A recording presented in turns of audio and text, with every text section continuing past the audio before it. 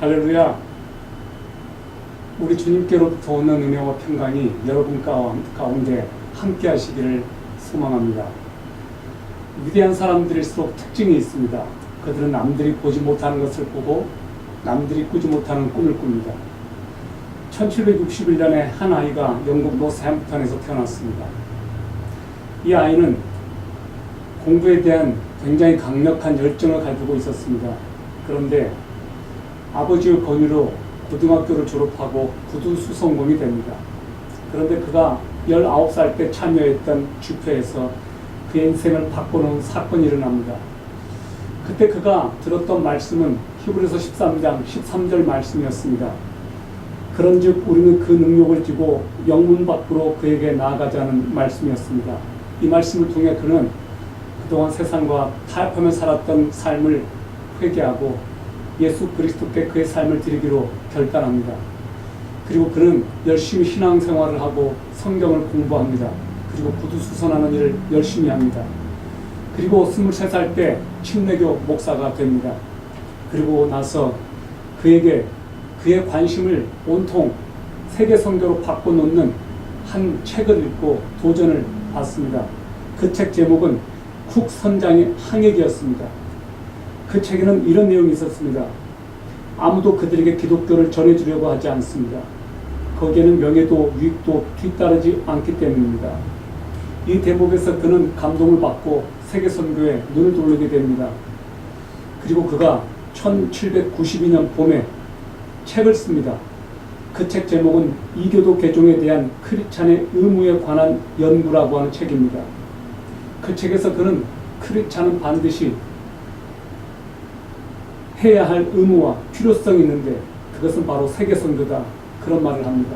그리고 그는 그가 말한 대로 1793년에 인도 세람포 지역에 선교사로 떠납니다. 그리고 그는 그곳에서 이루 말할 수 없는 엄청나고 놀라운 업적과 성취를 이뤄냅니다. 그는 산스크리트어와 또 벵갈어와 마라데어로 성경을 완전히 번역합니다. 그리고 쪽복음을 번역합니다. 그리고 인도에서 교육사업에 이바지합니다. 제가 이 세람포 지역에 갔었습니다. 그 지역에 가면 윌리엄 캐리의 선교 활동이 벽마다 다 이렇게 그려져 있습니다. 그리고 그곳에는 세람포 칼리지가 있습니다. 윌리엄 캐리 대학입니다. 그리고 그는 그가 사랑했던 인도 땅에서 73세의 일기로 세상을 떠납니다.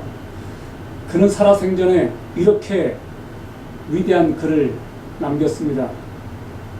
Expect great things from God. Attempt great things for God. 하나님으로부터 위대한 일을 기대하십시오. 하나님을 위해 위대한 일을 시도하십시오. 여러분 하나님을 위해서 어떤 위대한 일을 시도해 보셨습니까? 그리고 하나님으로부터 어떤 위대한 일을 기대하십니까? 저는 이 자리에 있는 우리 청년들이, 이 자리에 있는 하나님의 백성들이 하나님을 위해서 위대한 일을 시도하고 그분을 위해서 위대한 꿈을 꾸게 되기를 소망합니다. 하나님은 우리가 어떤 분인지 알기를 원하십니다. 오늘 제가 여러분과 나누게 될 이사야 43장 14절에서 21절까지 해서 하나님은 당신이 어떤 분이신가를 우리들에게 보여주고 계십니다. 성경은 하나님께서 자신을 일컬어 너희의 구속자여 이스라엘의 거룩한 이 여호와, 이스라엘의 창조자여 너희의 왕이라고 말씀하십니다. 하나님은 우리의 구원자가 되십니다. 하나님께서는 이스라엘 백성들을 이집트에서 구출해내셨습니다. 하나님께서는 또한 거룩한 분이십니다. 그러므로 죄를 미워하십니다. 이스라엘 백성들은 끊임없이 하나님께 반역을 하고 죄를 지었습니다. 그들이 하나님을 진노했던 가장 큰 죄가 무엇이었을까요? 바로 우상 숭배하는 죄였습니다. 하나님께서는 그들이 돌아오도록 하기 위해서, 그들이 정신 차리고 하나님을 의지하도록 하기 위해서 그들에게 징계하고 선지자를 보내고 계속해서 경고를 하셨지만 그들은 하나님의 말씀을 듣지 않았습니다. 그래서 급기야 하나님께서는 아시리아를 통해서, 바벨론을 통해서 이스라엘과 남유다를 징계하셨습니다. 하나님은 어떤 분이십니까?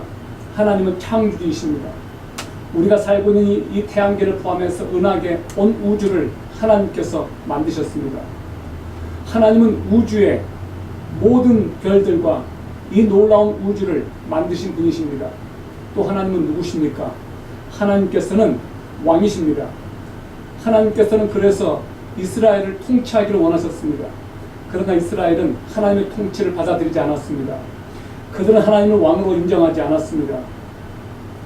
이스라엘을 통해서 하나님께서는 그분의 권능을 온 우주 가운데 펼치기를 원하셨지만, 열방을 통치하기를 원하셨지만, 이스라엘 통해서 온 열방을 축복하기를 원하셨지만, 안타깝게도 이스라엘은 그것을 원하지 않았습니다. 여러분, 하나님께서 우리들에게 원하시는 것이 무엇이겠습니까? 하나님은 우리의 왕이 되기를 원하십니다. 하나님께서 우리를 통해서 하고자 하시는 일이 있습니다. 온 열방 가운데 그분의 권능과 영광을 드러내고, 온 열방 가운데 하나님을 아는 지식으로 가득 채워지기를 하나님은 원하십니다. 하나님은 당신의 백성들이 그분의 성품에 합당한 삶을 살게 되고, 하나님의 성품에 합한 삶을 살 때 그들을 통해서 하나님의 영광을 드러내시는 것입니다. 하나님께서 오늘 여러분에게 주시는 말씀을 들어보십시오. 이사야 43장 16, 17절은 이렇게 기록하고 있습니다. 나 여호와가 이같이 말하노라.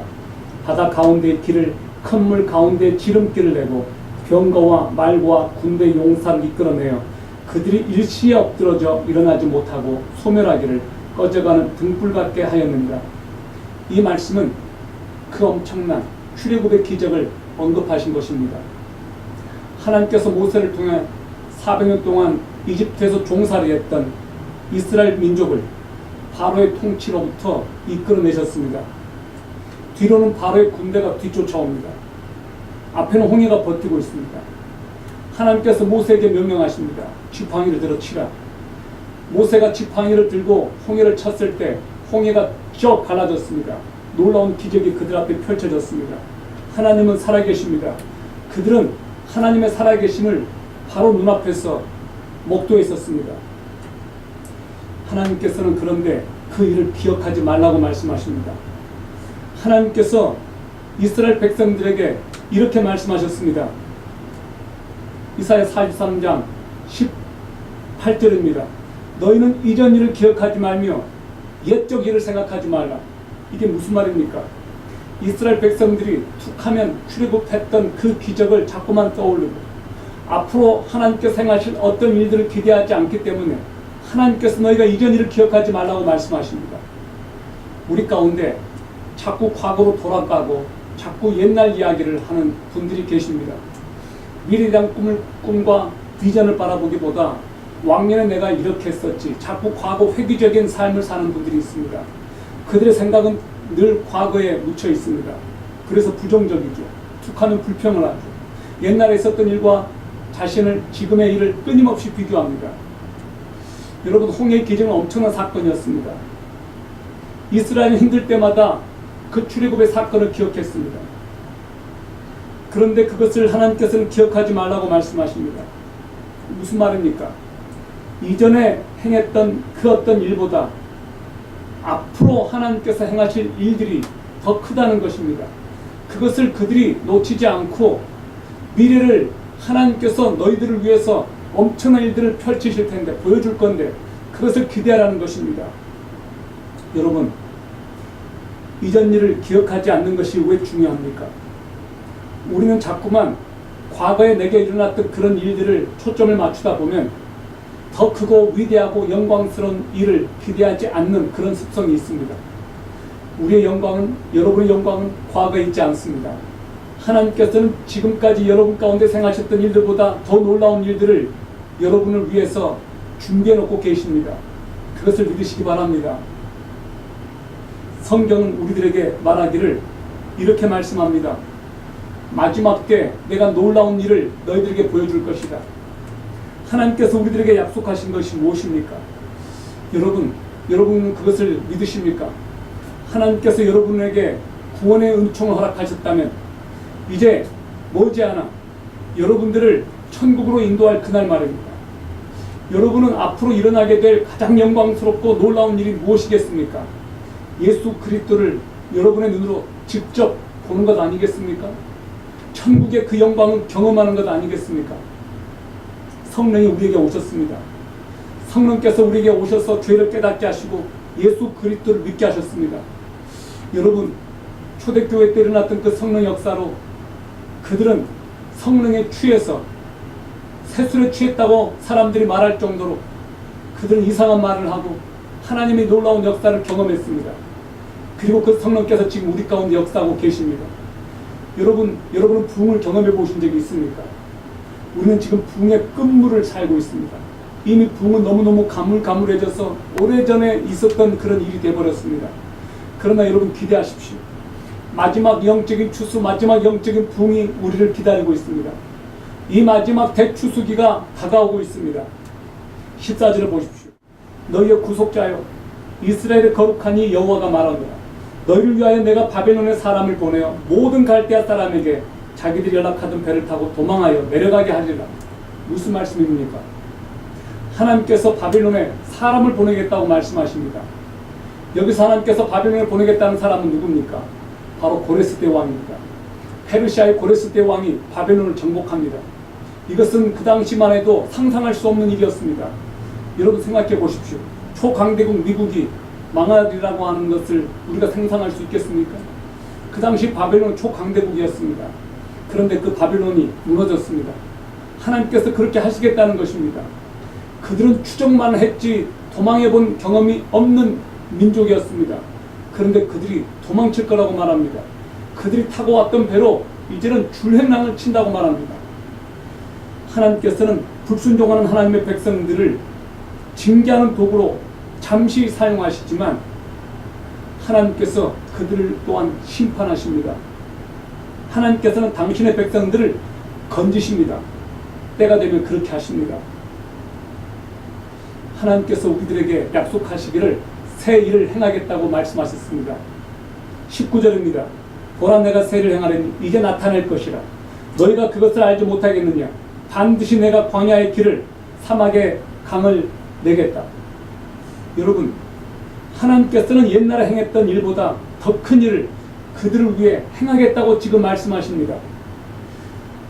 하나님께서 새 일을 행하겠다고 하시면 반드시 그분은 행하십니다.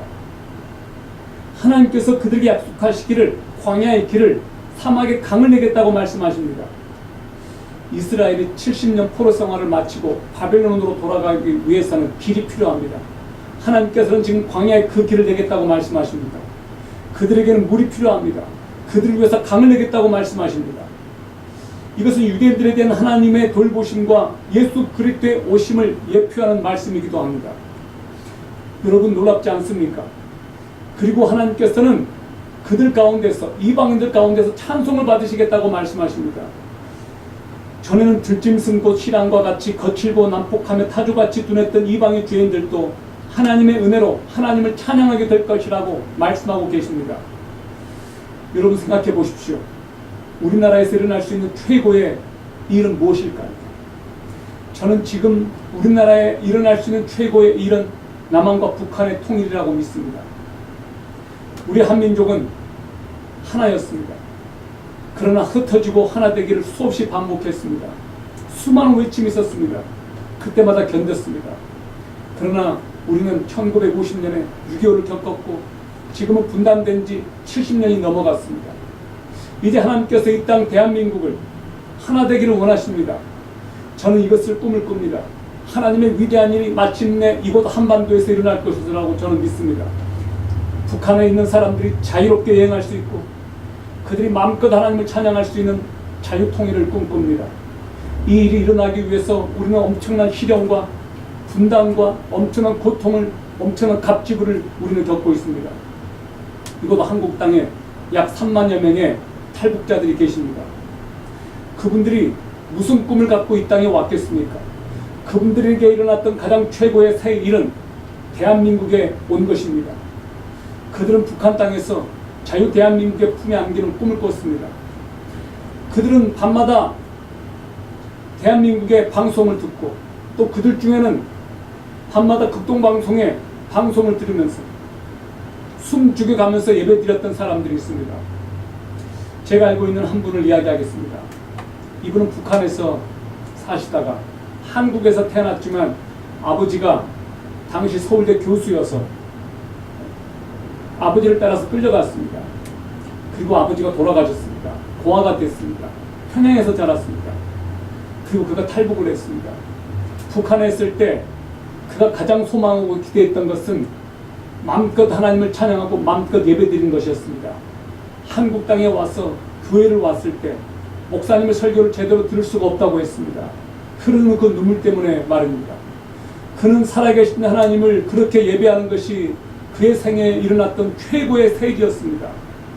그는 한국에 왔을 때 이것을 믿을 수 없다고 했습니다. 어떻게 한국에는 이렇게 마음껏 예배 드릴 수 있고 이렇게 교회가 많은데, 그때만 해도 이분은 한국 사람들을 전부 다 교회를 다니는 줄 알았다고 했습니다. 그런데 막상 보니까 교회를 다니지 않는 사람들이 너무나 많았다는 겁니다. 어떻게 이렇게 하나님을 예배할 수 있는 이 자유가 주어졌는데도 불구하고 왜 그렇게 많은 사람들이 하나님을 모르고 하나님을 예배하지 않을까? 그것이 그분에게는 가슴 아팠다고 했습니다. 여러분은 어떤 꿈을 꾸십니까? 생물학적으로 사람이 죽었다고 말할 때는 뇌사 심장사를 말합니다. 심장의 기능이 정지되고 뇌가 더 이상 활동하지 않을 때 죽었다고 말합니다. 그러나 우리 크리스찬들에게 뇌사는 무엇일까요?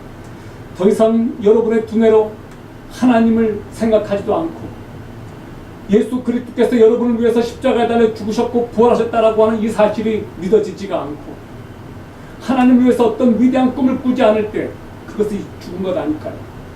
여러분들에게 있어서 심장사는 무엇입니까? 여러분들의 심장이 하나님의 사랑에 반응하지 않고 어떤 하나님의 사랑도 느끼지도 못하고 하나님의 긍휼과 자비하심과 오래 참으심과 그분의 풍성하신 사랑을 여러분의 가슴에서 느끼지 못할 때 그것이 죽은 것이 아니고 무엇일까요? 전 여러분의 심장이 다시 살아나기를 바랍니다. 여러분의 뇌가 다시 꿈을 꾸게 되기를 바랍니다.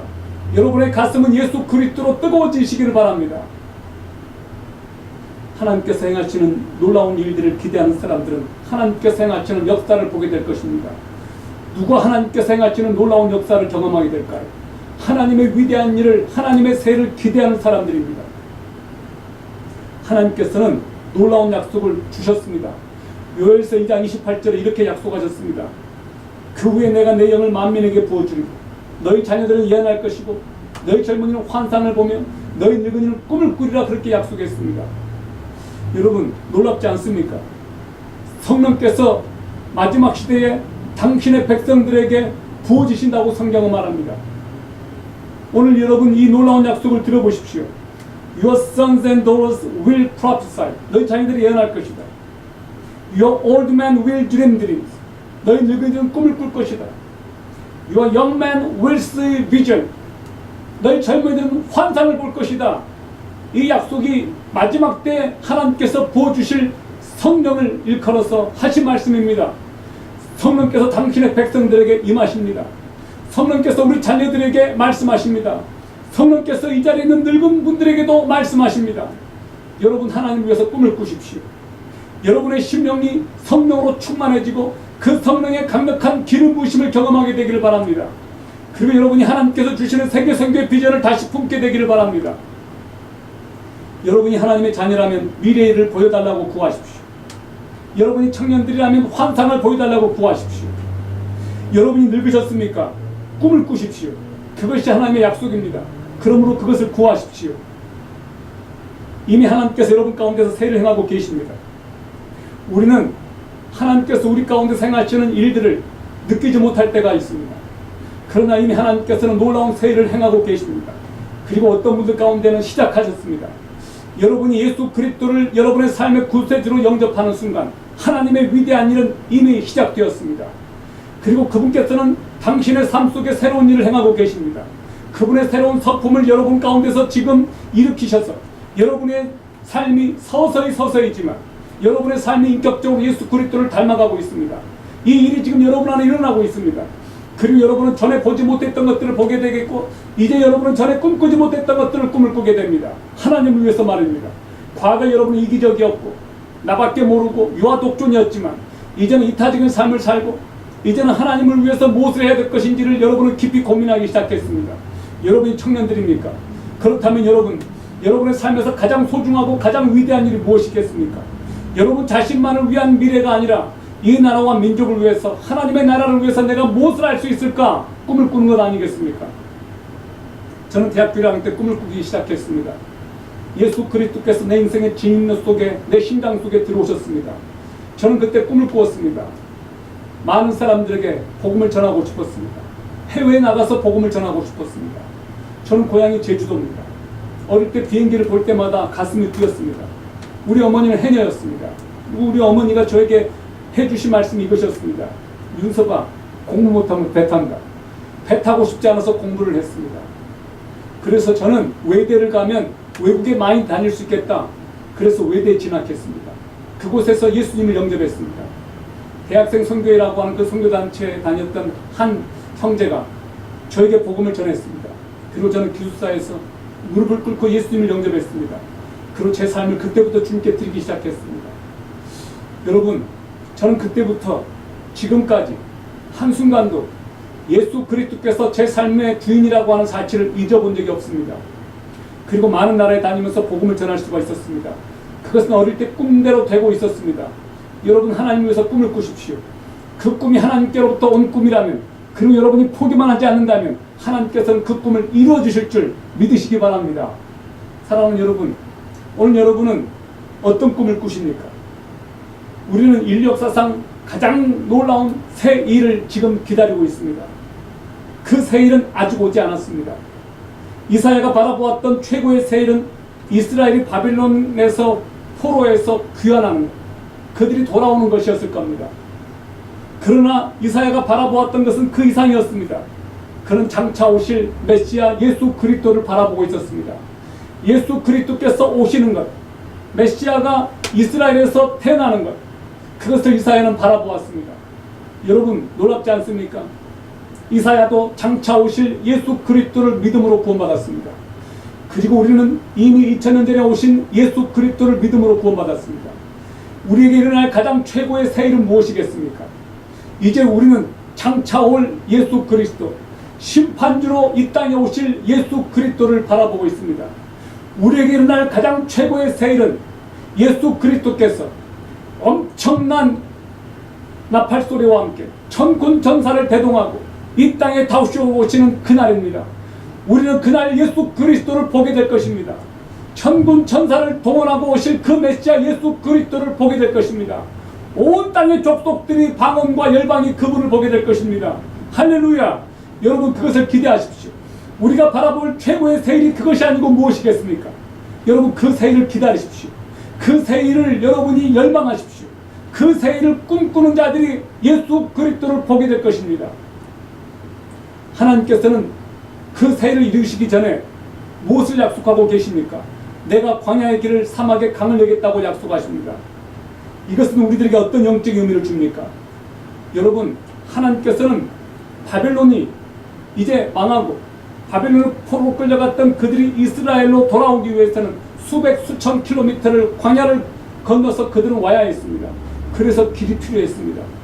여러분, 이 길은 장차 오실 예수 그리스도를 예표하는 그 길입니다.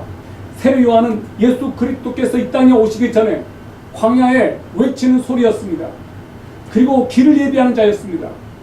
그러나 예수 그리스도께서 오실 길을 예비하고 만들었습니다. 여러분, 광야의 길을, 사막의 강을 내겠다는 말씀을 다시 한번 우리가 좀 더 생각해 보죠. 그것은 어떤 의미가 있을까요? 예수 그리스도께서 오시기 전에 광야의 길과 사막의 강이 필요합니다.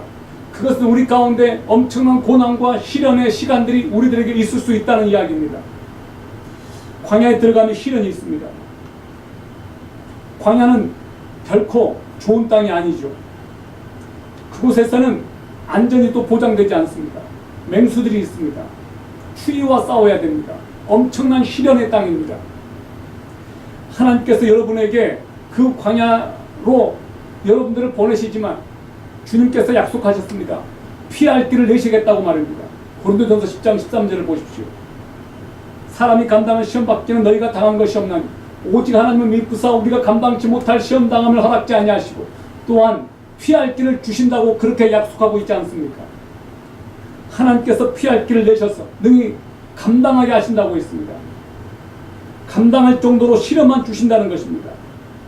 고난을 만나면 그 고난에서 그냥 무너지는 사람이 있고 그 고난을 극복하는 사람들이 있습니다. 여러분, 영적 맷집을 키우십시오. 이 세상이 결코 만만하지가 않습니다. 우리는 많은 어려움과 시련을 겪으면서 강해집니다.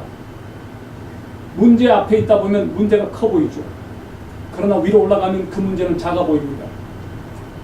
하나님께서는 우리를 하나님께 가까이 나오게 하시려고 때로는 광야의 시련을 허락하십니다. 광야에서는 스마트폰을 끄게 됩니다. 기도하게 하시죠. 내 힘과 내 지혜, 내 인맥이 바닥나고 한계에 부딪히고 내 입으로는 더 이상 아무것도 할 수 없다는 그런 고백을 하게 됩니다. 내 한계를 보고 바닥을 치는 것은 결코 환영할 만한 일이 아니죠. 결코 우리가 그것들을 원하지는 않습니다. 그러나 하나님께서는 광야로 우리를 대동대긴 치셔서 전적으로 그분만을 의지하는 연습을, 훈련을 하게 하십니다. 우리 아들이 사격을 합니다. 사격을 할 때 가장 중요한 것 중에 하나가 바로 자세입니다.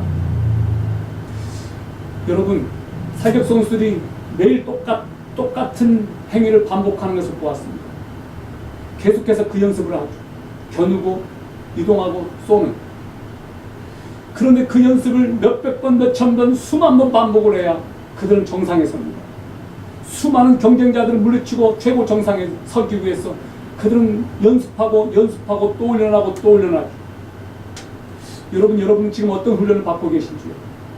그리고 지금 하는 그 훈련은 장차 올 예수 그리스도를 만나는 그 놀라운 그 영광을 바라보는 그 믿음이 있다면 지금 받는 여러분이 당하는 그 시련이 견딜 수 있을 겁니다.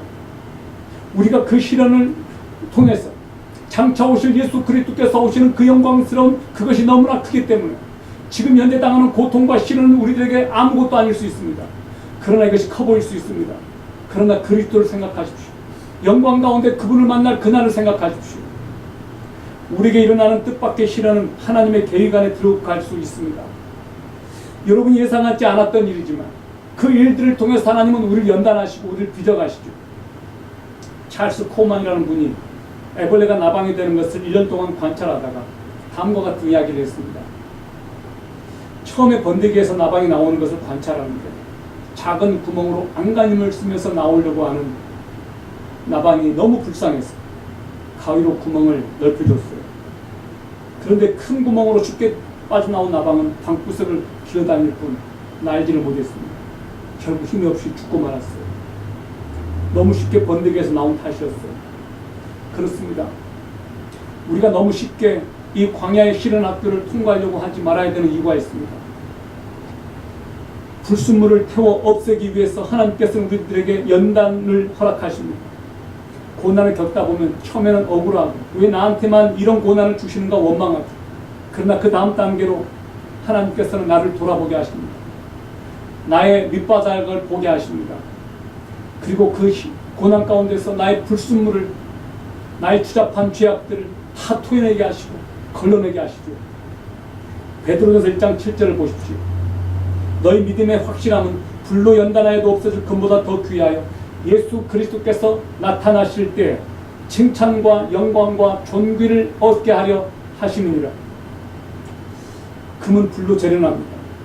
불로 불순물을 제거하죠. 제가 어떤 목사님의 설교를 들었습니다. 그분이 이렇게 말씀하셨습니다. 금도 일정 온도 이상으로 태우면 타버리는데 금을 재련하는데 언제까지 재련하느냐? 언제 금을 꺼내느냐? 내 얼굴이 비칠 때쯤 꺼낸다고 했습니다. 언제 예수 그리스도께서 우리를 시련의 영광로에서 끄집어내시느냐? 예수 그리스도 형상이 보일 때, 내 모습이 보일 때, 내 한계가 보이고 이제는 예수 그리스도의 얼굴에 그 비치는 영광이 나타날 때, 여러분 오늘 이 사실을 기억하십시오. 우리 안에 있는 불순물과 우리 안에 있는 하나님을 경외하지 못하는 나의 자아와 내 자신의 버려야 될 끊임없는 죄악들, 끊임없는 나의 야망들, 태워져 없애져 버려야 될 것들, 그것들을 주님께서는 태우고 또 태우신다는 것입니다. 그것들은 불로 연단하는 그 엄청난 시련을 통해서만 없어진다는 것이죠. 우리는 할 수만 있다면 광야의 시련을 피하고 싶어 합니다. 그러나 광야의 시련은 하나님께서 사용하시는 강력한 도구가 됩니다. 하나님께서는 우리의 장점을 사용하기보다 오히려 우리의 숨기고 싶은 약점을 사용하시죠. 오래전에 나왔던 영화 한 편을 소개하겠습니다. The Best Years of Our Life, 우리 생애 최고의 해라는 영화가 있었습니다. 이 영화는 1946년에 아카데미 시상식에서 작품상을 포함해서 7개 부문에서 남우주연상, 감독상을 포함해서 7개 부문을 휩쓴 영화였습니다. 실제 상위 용사였던 해럴드 러셀이 연기를 했습니다. 그는 동료들에게 희망과 용기를 주었습니다. 그래서 특별상을 수상하죠. 이 해럴드 러셀은 2차 세계대전이 벌어졌을 때 전투에서 포탄의 두 팔을 다 잃어버립니다. 그리고 좌절에 빠집니다. 그러나 그가 희망을 갖기 시작합니다. 의사가 의수를 만들어 주었습니다. 그 의수로 타이프도 치고 글도 썼습니다. 그리고 그가 이런 질문을 받았습니다. 당신의 신체적 조건이 당신을 절망하게 하진 않았습니까? 그리고 그가 대답했습니다.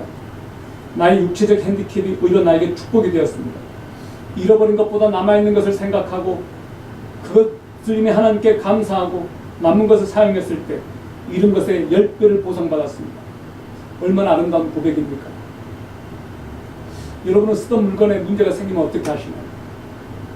고쳤습니까? 아니면 버립니까? 하나님께서는 우리를 고쳐 쓰십니다. 우리가 고장났다고, 우리가 문제가 있다고 우리를 버리지 않습니다. 고쳐 쓰시는 하나님이십니다. 어느 아내가 남편에게 말했습니다. 여보, 당신은 나에게 로또 같은 존재야. 남편이 말합니다. 정말? 아내가 말해요.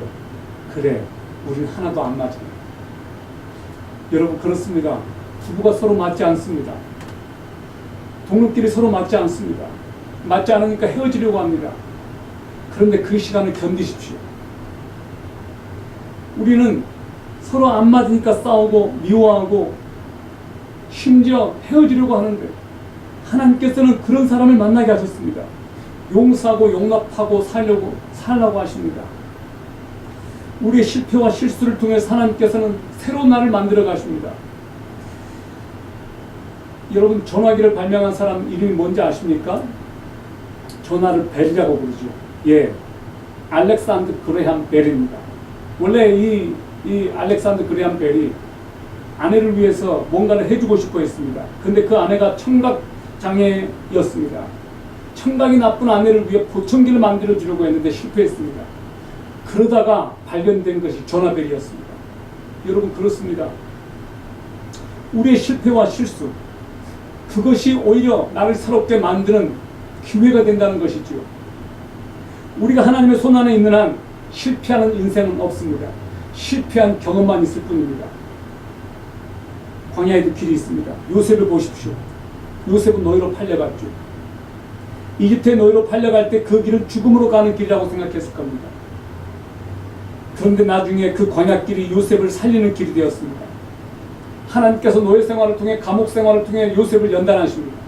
그리고 그를 총리로 우뚝 세우셔서 이집트 사람들을 살리게 하시고 이스라엘을 구원하게 하십니다. 이것이 하나님의 방법이에요. 하나님께서 요셉을 이집트 땅에 보내셨을 때는 430년 후에 이스라엘 민족이 구원받을 출애굽을 보고 계셨습니다. 감옥에 있을 때에도 그는 하나님을 원망하지 않았죠. 하나님께서 그와 동행하셨다고 성경은 말합니다. 그리고 하나님께서 동행하심으로 그가 형통한 자가 되었습니다. 우리가 어디에 있느냐가 중요한 것 같지 않습니다. 바로 최악의 순간에 어떤 상황에 있든지 우리가 하나님과 동행하느냐 동행하지 않느냐, 하나님이 나와 지금 함께 하시는가 함께 하지 않는가, 바로 그것입니다. 우리가 좌절할 때는 어떤 순간이에요? 하나님이 보이지 않을 때, 하나님이 느껴지지 않을 때 아닙니까? 우리 엄마들이 아이들에게 가끔 이런 장난을 하죠. 아이가 가고 있는데 숨어버려요. 엄마는 지켜보고 있죠. 근데 아이들은 굉장히 좌절스럽죠. 울어요. 엄마가 나타나요. 엄마가 있다는 것, 그것보다 아이에게 절대적인 안정감이 어디에 있습니까? 여러분, 하나님은 살아계십니다. 그리고 여러분을 지켜보십니다. 여러분 좌우에 계십니다. 여러분과 함께 하십니다. 한시라도 그 사실을 잊지 마십시오. 고난의 길에 들어서면 늦는 것 같고 실패한 것 같습니다. 광야 가운데 들어가면 망쳐버리고 망신당하는 것 같고 다 끝난 것 같고 더 이상 소망이 없다고 생각하기 쉽습니다. 그러나 바로 그런 순간에 하나님께서는 절대 우리를 포기하지 않고 나를 붙들고 계신다는 사실입니다. 왜 하나님께서 광야의 길을 내기를 원하십니까? 이사야 43장 21절은 이렇게 말합니다. 이 백성은 내가 나를 위하여 지었나니 나를 찬송하게 하려 함이니라. 할렐루야. 하나님은 찬송받기를 원하십니다. 당신의 백성들에게 길을 내셔서 찬송을 받기를 원하십니다. 여러분, 우리가 고난을 통과하고 나서 우리가 하나님께 고백하는 것이 무엇입니까? 하나님께서 인도하셨다는 고백을 하지 않습니까? 하나님께서 나와 함께 하셨다고 고백하지 않습니까? 오늘의 실수, 오늘의 실패, 오늘의 넘어짐, 이것은 내일을 위한 밑바닥입니다. 우리는 지금의 실패와 지금의 실수를 통해서 하나님께서 결국은 나를 건지실 것이라고 하는 것을 경험하게 됩니다. 그리고 하나님만이 나의 하나님이심을 우리는 고백하게 됩니다. 사랑하는 여러분, 우리는 우리의 지혜로 측량할 수 없는 하나님의 길이 있습니다. 우리는 길을 모르지만 하나님께서는 우리를 위해서 길을 예비하셨습니다. 여러분, 어떻게 해야 될지는 모를 때 하나님께 길을 보여달라고 구하십시오. 반드시 주님은 광야의 길을 내시는 분이십니다. 크고 은밀한 일을 보여주겠다고 주님께서 약속하십니다. 인생에 닥치는 광야의 시간들은 우리로 하여금 하나님을 바라보게 하는 시간입니다. 광야에서 우리는 침묵을 배웁니다. 하나님과 침묵을 통해서 하나님께서 나에게 세밀하게 들려주시는 음성을 듣게 됩니다. 저는 가을 메이크웨이라고 하는 돈 모인이 부른 이 노래가 너무나 좋습니다. 나의 가는 길 주님 인도하시네. 그는 보이지 않아도 날 위해 일하시네. 나의 인도자 항상 함께 하시네. 사랑과 힘 베푸시며 인도하시네. 광야의 길을 만드시고 날 인도해 사막의 강 만드신 것 보라. 하늘과 땅 변해도 그의 말씀 영원히 내 삶의 새일 행하리. 그렇습니다. 하나님께서는 우리 가운데서 새 일을 행하기를 원하십니다. 그러므로 이스라엘 건지신 하나님을 바라보십시오. 2600년 전 이스라엘을 인도하신 그 동행하신 하나님께서 오늘 우리를 인도하십니다. 그리고 당신을 위해서, 우리를 위해서 길을 내십니다. 그 하나님을 신뢰하십시오. 다시 오실 예수 그리스도를 바라보십시오. 윌리엄 캐리가 말했던 그 위대한 일, 하나님을 위해서 위대한 일을 또한 시도하는 용기가 여러분에게 있기를 바랍니다. 여러분, 장차 오실 예수 그리스도, 그분을 만나는 것, 그것이 가장 위대한 세일입니다. 앞으로 오실 예수 그리스도, 그분을 기대하십시오. 그리고 그 하나님을 위해서 남아있는 생애 동안 하나님을 위해서 위대한 일을 시도하십시오. 그 위대한 일이 여러분의 심장 가운데서 시작되기를 바랍니다. 그리고 하나님을 위해서 꿈을 꾸기를 바랍니다. 하나님, 저에게 꿈을 주십시오. 저에게 비전을 주십시오. 내가 하나님을 위해서 무엇을 하기를 원하십니까? 그리고 하나님 앞에 나아가십시오. 잠잠히 귀를 기울이십시오. 반드시 하나님께서 말씀하실 겁니다. 그리고 이미 여러분에게 위대한 일을 말씀하셨습니까? 순종하십시오. 절대 포기하지 마시고 그 길을 걸으십시오. 하나님께서 여러분과 함께 하시기를 주의 이름으로 축원합니다. 기도하겠습니다. 거룩하신 하나님 아버지, 하나님께서 우리 가운데 함께 하심을 믿습니다. 하나님은 우리를 돌보시고 우리를 붙드시며 우리를 위해서 길을 내실 줄 믿습니다. 광야의 길을, 사막의 강을 내실 줄 믿습니다. 주여, 우리들로 하여금 온전히 하나님을 신뢰하며 믿음에 포기하지 않는 믿음을 주시옵소서. 우리 가운데서 새 일을 행하시는 그 주님을 바라보게 하여 주시옵소서. 절대적으로 하나님을 신뢰하는 믿음을 주시옵소서. 오늘 이 가운데 낙심하고 좌절한 영혼들이 있다면 특별히 그들을 찾아가 주셔서 만져주시고 만나주십시오. 광야 가운데 길을 내시는 하나님께서 그들 가운데 역사하여 주셔서 하나님의 위대한 일을 그들로 하여금 보게 하여 주시옵소서. 이스라엘이 경험했던, 이스라엘이 만났던 그 하나님, 이스라엘 민족 가운데 함께 하셨던 하나님, 오늘 우리 가운데 함께 하시는 믿습니다. 주님을 찬송합니다. 예수 그리스도의 이름으로 기도합니다. 아멘.